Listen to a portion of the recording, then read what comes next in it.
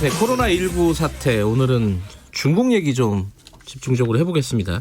지금 중국 현황을 보면요, 확진자가 7만 명이 넘었습니다. 사망자는 1,000명 넘은 지는 오래됐고 이제 1,800명, 2,000명 향해서 가고 있죠. 여전히 심각합니다. 조금 이제 확진자 수 증가세는 조금 멈췄다고는 하는데 좀 줄었던 거죠. 증가는 하는데 예전보다는. 그래도 지금 심각한 상황인 건 사실입니다. 이게 체제 위기, 리더십 위기 이런 쪽으로 지금 얘기가 나오고 있어요. 이 상황을 어떻게 봐야 되는지 오늘 전문가 좀 모셨습니다. 강준영 한국외대 국제지역대학원 중국학과 교수님 스튜디오에 모셨습니다. 안녕하세요. 네, 안녕하세요. 중국 상황 여러 가지 뉴스 중에 요즘 그 뉴스가 많이 나오고 있습니다. 예컨대 시장룬 칭화대 교수, 이제 중국 정부에 대해서 비판적인 얘기를 많이 하는 사람으로 알려져 있지 않습니까? 네네. 연락이 두절됐다. 이런 얘기가 보도가 되고 있고, 그리고 시민 기자들 중에 인터넷이나 이런데 중국의 지금 상황이 심각하다는 걸 계속 알려왔던 2명이 지금 잡혀갔어요. 네. 이건 좀 일상적인 상황인가요? 어떻습니까? 보시기에는. 특별히 이런 문제가 생기면 늘 발생하는 상황입니다. 중국에서는요? 네. 우리가 이제 평소에는 그런 걸 주의를 잘 안 하고 있어서 그런데 이게 왜 그러냐면 중국은 당이 통치하는 국가고 당의 정책과 방침에 어긋나는 당의 통일적 관리를 받지 않는 의견들은 유언비어인 거죠. 그건 사회 안정을 해치는 거다. 그럼 공산당이 가장 핵심적으로 생각하는 것은 일사불란한 지위에 의한 국가 통치인데 공산당이 지금 공산당 정부가 물론 이제 공산당과 정부는 다르지만 당이 움직이는 정부니까 잘 이렇게 끌고 가고 있는데 왜 다른 목소리를 내서 사회의 불안을 조성하느냐. 그래서 그런 부분들에 대하면 나오게 되면 사회 안정을 저해한다라는 명목으로 지금 이제 실종됐다고 그러는데 대부분 이제 격리가 되죠. 구금이 되고 그러고 나서 좀 조용해지면 다시 나오기도 하고 아니면 그게 심각한 경우면은 무슨 이제 그 사회 안정을 해쳤다는 이유로 처분을 받기도 하고 그런 일이 일상적으로 벌어집니다. 사실은. 그리고 특별히 그 시진핑 체제 이후에는 이 SNS, 인터넷 이런 거에 대한 아주 과민한 반응을 보이고 있고 그리고 이런 거에 대해서 많이 퍼져가기 때문에 지금 나오는 것도 옛날 같으면은 그런 매체가 없으면 밖으로 표출하기가 굉장히 어렵거든요. 그런데 좀 자연스럽게 특정한 이 방송 시스템을 통해서 계속 중국 사람들한테 오픈이 되고 있기 때문에 그거를 계속 통제하고 있는 겁니다. 그러니까 이렇게 상황이 나빠지는데도 불구하고 소위 자신들이 볼 때 유언비어 가짜 뉴스로 사회 안정을 저해할 수 있다라는 부분에 대해서는 지속적인 압박을 하는 그런 현상이 지금 계속 가고 있는 거죠. 이게 시장룬 교수니까 지금 행방이 묘연하다고 얘기가 나오고 있는 교수 같은 경우에는 인터넷에 올린 글이 내 생의 마지막 글이 될 것 같다. 처벌받을 것이라는 예감이 든다. 그게 이제 사실로 지금 나오고 있는 상황인 거예요. 그죠? 알고 하는 거죠. 이거를 내가 이렇게 하면은 당이 가만히 안 있을 거다. 정부가 가만히 안 있을 거다라는 걸 알면서도 지금 이게 계속 가면 중국에 커다란 피해가 올 수밖에 없기 때문에 내가 알린다. 그러니까 어쩌면 지식인으로서 이 지식인이 두 종류잖아요. 반체제 지식인이 있고 정부에 협력하는 지식인들이 있는데 대부분이 협력하는 지식인이란 말이죠. 중국은. 그런데 이런 목소리를 내는 사람들도 있습니다. 그런데 최근에 또 그런 뉴스가 있었어요. 그 우한에 그 바이러스가 사실 발생한 데가 수산시장이라는 게 이제 정설이었는데 그 실험실에서 유출이 됐다. 이런 것도 사실은 정부의 어떤 발표나 이런 것들을 신뢰하지 못하기 때문에 나오는 어떤 얘기들이라고 봐야 되나요? 그렇습니다. 기본적으로. 왜냐하면 그 사실은 이제 우한에도 중국 사회과학원 산하에 우한 바이러스 연구소라는 게 있어요. 여기서 유출이 된 거다. 당연히 이제 중국 정부는 이 부분에 대해서 공식적인 반응을 보였습니다. 절대 그런 일이 있을 수 없고 그게 국가급 연구소이기 때문에 엄격하게 통제 관리된다. 그런 일은 있을 수 없다. 둘째, 균이 있더라도 반드시 숙주가 있어야 이게 전염이 되는 건데 그 미국의 반체제 기구로 보이는 반중국 정부 기구로 보이는 핀콩이라는 데서 네. 이거를 발표한 것 같은데 그 숙주에 관한 얘기는 없다. 그래서 사실 가짜 뉴스일 가능성이 있다. 그런데 이 얘기는 이전에 사스 때도 이런 얘기가 또 나왔었어요. 이게 잘못돼서 나간 거 아니냐. 그렇게 나온 건데 이런 얘기가 계속 나오는 게 지금 지적하신 대로 이제 콩으로 매주를 써도 못 믿겠다는 거죠. 뭐 그렇죠. 처음에 괜찮다고 그러더니 계속 이러고 네.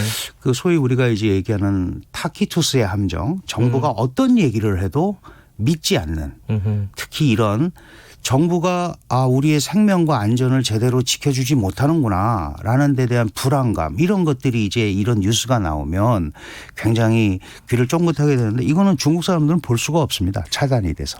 그래요. 오히려 그렇습니다. 외부에서만 얘기가 네. 되는 거군요.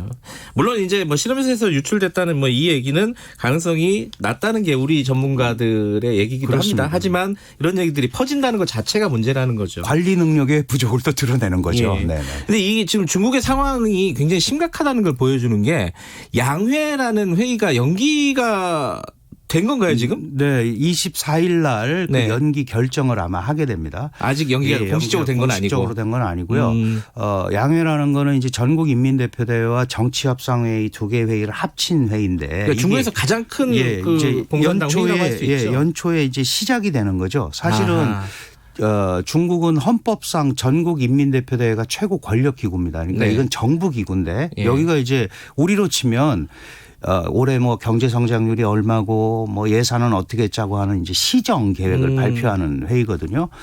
그리고 정치협상회는 공산당의 최고 자문기구입니다. 네. 그러니까 이 두 회의가 항상 3월 초에 시작하면서 한 해의 정치 일정이 시작이 되는데 네. 이게 지금 연기 얘기가 나오는 거는 크게 두 가지로 볼 수 있죠. 지금 상황이 매우 엄중해서 이 시기에 이런 국가 정책이나 이런 걸 발표하는 게 과연 타당한가에 관한 이제 실질적인 고민이 있을 거고 또 하나는 현실적으로 이 보통 대표가 한 3천 명 정도 되거든요. 전국인민대표대회. 네. 그리고 양회까지 합치면 한 5천 명, 양회를 합치면 5천 명 되고 규모가 대단하군요. 그다음에 이제 나머지 사람까지 합치면 한 10,000명이 참여를 하는데 그중에 한 3천 명 정도가 지금 이 코로나19 방역에 뛰어들어 있습니다. 그러니까 회의 자체가 예.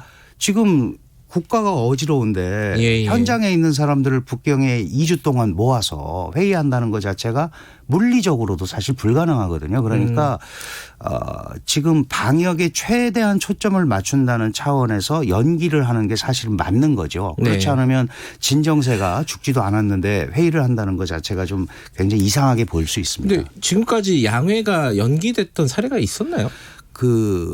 개혁 개방 이후에는 없었습니다. 그 전에는 있었습니다. 그러니까 굉장히 이례적인 상황인 건 맞는 그렇죠. 거네요. 굉장히 그렇죠? 심각하게 받아들인다는 거죠. 예. 중국 정부가. 근데 이게 처음에 이제 우한에서 이 코로나 바이러스가 발생을 했을 때 초기 대응을 실패했다는 거는 뭐 대부분이 다 인정을 하는 부분이잖아요. 근데 그 실패 이유가 뭘까? 뭐 기본적인 뭐 의료 시스템이나 이런 부분도 있겠지만은 중국 그 정부가 그러니까 말하자면 시진핑 주석이죠.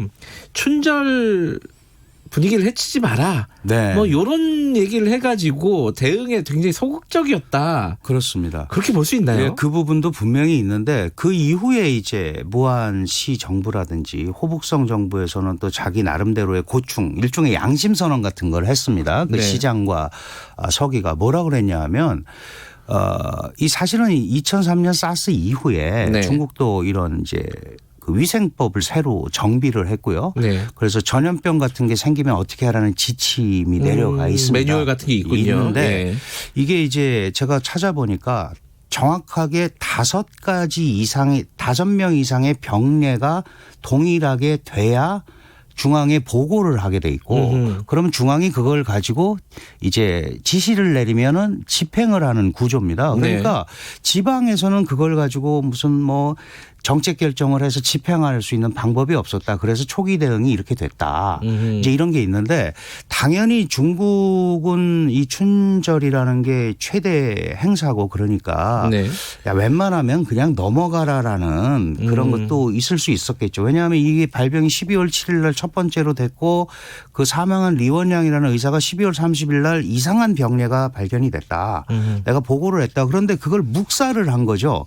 그리고 지방정부 입장에서 입장에서는 중앙에 잘 보여야 되기 때문에 네. 우리 동네에서 이상한 일이 벌어졌다라는 거를 이렇게 공개하기가 싫은 거겠죠. 일단 네. 내부에서 좀 처리를 해보자. 그건 어느 나라에나 있지 않겠습니까? 네. 사실 우리가 일본 크루즈선만 봐도 뭐 일본 민주주의 국가고 이 제도의 문제가 아니고 제도 집행의 문제란 말이죠. 여기도 법이 다 있습니다. 그런데 그거를 제대로 집행을 못한 거고 거기에는 분명히 이런 사회적인 어떤 그 소위 춘절에 대한 이런 감정이 있기 때문에 이럴 때 문제 만들어서 이 명절 해치지 말아라는 것도 분명히 들어있겠죠. 그러나 더 본질적인 문제는 네. 이 2003년에 사스를 겪었고 17년이 경과했음에도 불구하고 그런 대응 매뉴얼이 네. 제대로 안 갖춰져 있었다. 이게 가장 큰 문제라고 봐야겠죠. 근데 이렇게 그 바이러스가 창궐하는 거는 뭐 천재일 수도 있지 않습니까? 그렇습니다. 천재지변에 네네. 가까울 수도 있지만은 결국 이렇게 확산되는 과정은 인재잖아요. 대응을 그렇습니다. 잘못한 건데 네네. 그러면은 이 지금의 시스템, 그러니까 체제, 그러니까 시진핑 주석이 갖고 있는 리더십 이 부분에 당연히 중국 국민들, 거긴 뭐 인민이라고 하겠지만요. 네네. 문제 의식을 갖고 있고 불만이 팽배해 있는 상황 아니겠습니까? 그렇습니다. 내부적으로는 분명히 그렇습니다. 근데 이제 문제가 뭐냐 하면 이런 거를 표출할 방법이 별로 없는 거죠. 의견이. 우리 같으면 뭐 광화문에 나와서 뭐 네네. 집회도 하고 그러잖아요. 우리가 소위 얘기하는 이제 광장 민주주의 뭐 이제 네. 이런 생각을 하게 되는데 중국은 지금 일단 물리적으로 전부 봉쇄를 해버려서 집 밖으로 나오지도 못하게 하는 상황이고 일단은, 예. 네. 그다음에 그런 의견을 표출할 방법도 별로 없습니다. 지금 아까 말씀하신 뭐 지식인들 선언 그다음에 뭐 슈장론 교수도 마찬가지고요. 이 네. 여러 사람들이 의견을 표현하는 건 아주 개인 소수 의견으로 치부되고 중국 사람들은 잘 알지도 못하고 그러니까 불만은 갖고 있지만 표출할 방법이 없는 거죠. 네. 이게 분명히 잘못됐다는 건 압니다. 잘못됐다는 건 아는데 기본적으로는 당이나 정부가 이걸 좀 잘 처리해 주기를 바라는 상황이 더 큰 거죠. 왜? 일반 국민들로서는 자신들이 어떻게 할 수 있는 방법이 없습니다. 네. 그리고 의료시설이 굉장히 부족하고 지금 중증 환자가 아직 만여 명인데 이 처리할 방법이 별로 없는 거예요. 네. 중증 환자를 우선 치료해야 되니까 경증 환자들이 자꾸 중증 환자가 되는 겁니다. 그러면 이제 집중 투입을 해서 동시에 잡아야 이 경증 환자들이 중증으로 가는 걸 막을 수 있는데 이거는 중국 CCTV나 이런 데를 봐도 나와서 그 고충을 토로합니다. 다만 그 확산세는 조금 줄었지만 아직도 만여 명의 중증 환자가 있기 때문에 이거는 장기적으로 더 갈 수밖에 없고 그걸 보는 중국 사람들은 불안한데 CCTV는 철저하게 이런 보도를 통제하고 있습니다. 그래서 모릅니다 지금. 그러면 이제 제2의 천안문 사태. 그러니까 이게 사실 중국도 천안문 사태라는 경험이 있지 않습니까? 네네. 그런 것들에 대한 뭐랄까요 가능성?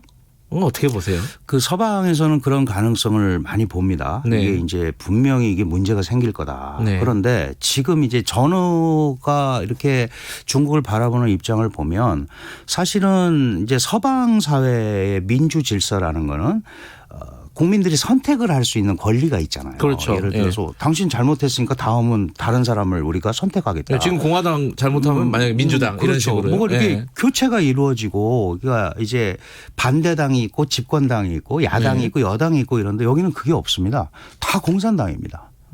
모두가 공산당이고 약 9천만 당원이 똘똘 뭉쳐 있고 그러면 예를 들어서 A라는 사람이 잘못해도 그것도 공산당이고 바뀌는 B도 공산당입니다.